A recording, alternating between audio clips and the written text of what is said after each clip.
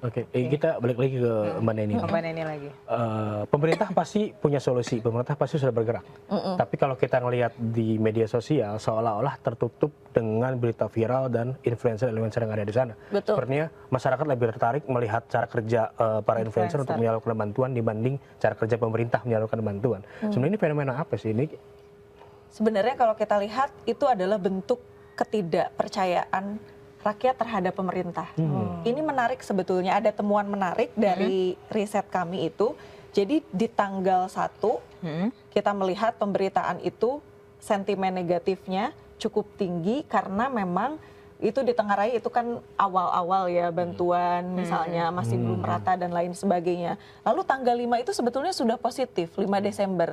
Karena muncul ada banyak pemulihan, kemudian pemerintah juga bergerak. Betul. Tapi yang menarik tuh di tanggal 19 itu muncul lagi kemudian sentimen yang negatif.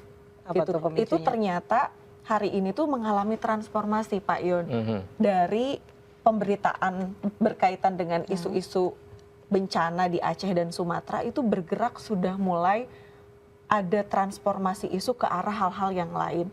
Nah, makanya melebar ke hal-hal yang lain. Misalnya untuk mengalihkan isu dari bencana Sumatera dan Aceh itu sekarang publik itu lebih memberikan atensi kepada salah satu misalnya sosok mantan pejabat publik yang terkena viral misalnya karena kasus artis pribadinya, gitu betul ya, bersama isu-isu pribadi pejabat. Nah, sehingga publik nih sebenarnya sangat menyayangkan sekali. Kemudian pemerintah itu kan seharusnya mereka bukan hanya bekerja secara cepat ya, tapi juga tepat.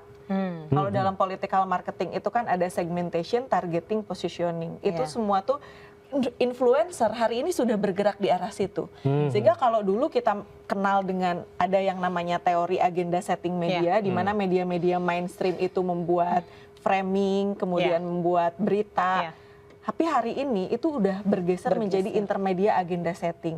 Jadi public voice hari ini tuh diangkat ke media-media mainstream. Jadi semua bergerak dulu di media sosial. Yuk kita ramaikan dulu di media sosial. Baru kemudian itu diangkat oleh media-media mainstream. Jadi sekarang seolah seperti media sosial ini menjadi pilar demokrasi yang kelima gitu setelah pers gitu ya. Iya nggak sih?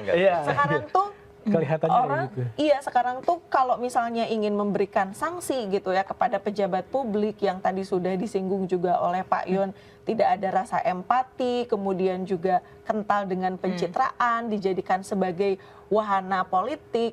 Nah, itu kemudian publik, para netizen itu kan ramai tuh. Kalau publik kan menyampaikan sesuatu lewat komentar-komentar ini kan lumayan pedes-pedes Mbak Fitri gitu ya.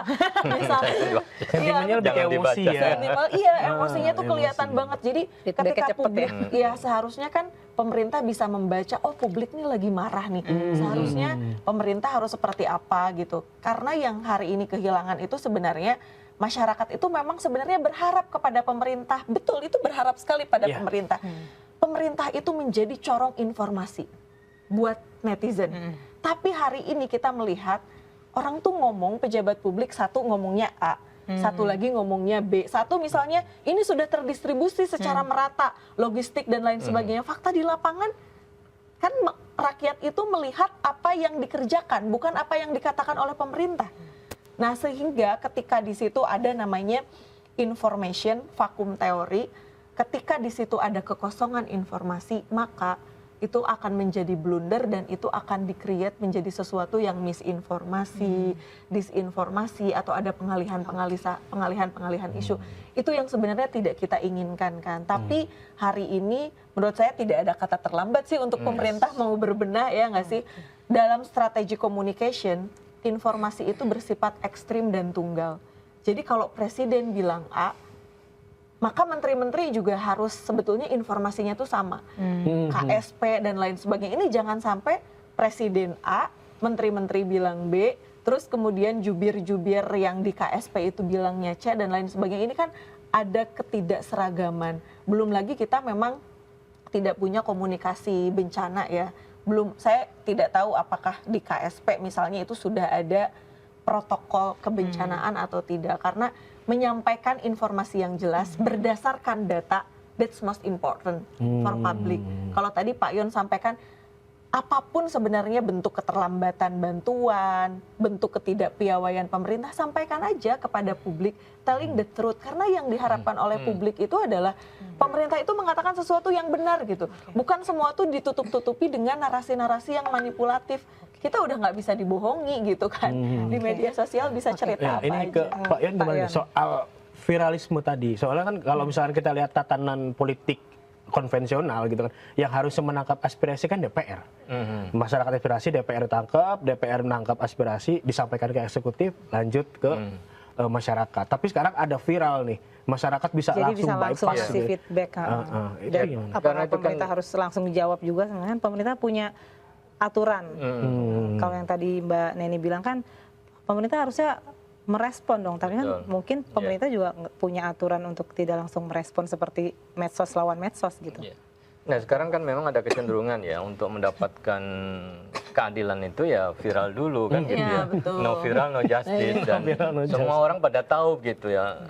Ada banyak sumbatan, birokrasi lama dan lain sebagainya sehingga cara yang termudah akhirnya kita viralin aja dong gitu ya. Yuk kita viralin gitu. Akhirnya semua akan mendukung dan itu viral dan menjadi berita publik yang luar biasa. Nah, oleh karena itu kan sebenarnya sistemnya kan sudah ada aspirasi ya, wakil rakyat ya tugasnya. Kelamaan nggak sih? Ya, bagaimana aspirasi rakyat itu bisa diambil dan dia harus agile ya, harus cepat gitu loh. Jangan kemudian terlalu banyak birokrasi macam-macam dan Betul. apalagi dalam situasi yang saat Bencana. ini kondisi sekarang ini memang membutuhkan kecepatan, ketanggapan gitu.